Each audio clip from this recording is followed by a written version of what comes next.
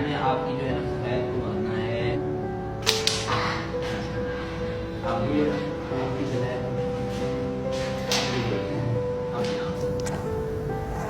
Kashif, yes आज दिन कौन सा है? यार, आज 14 फरवरी। 14 फरवरी। इसका मतलब है आज मोहब्बत वालों का आलमी दिन है ना। यानी आज जितने भी ठरकी है ना, उनको अपनी ठरक दिखाने की आलमी आज़ादी होगी। अरे यार, तुम क्या जानो मोहब्बत क्या चीज़ होती है। तुम तो बेकदरे लोग हो। मोहब्बत तो एहसास का एक नाम है।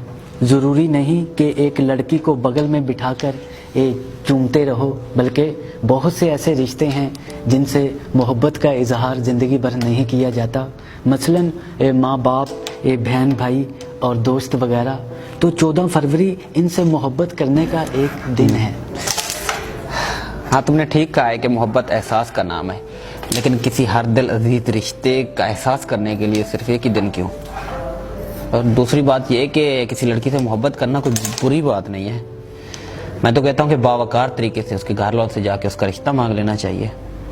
ये कौन सा तरीका है कि किसी को एक दिन गुलाब भेज दिया, दूसरे दिन इजहार कर दिया, तीसरे दिन चॉकलेट भेज दी, चौथे दिन छपी भी डाल ली और पांचवें दिन वो कर लिया जो नहीं करना चाहिए।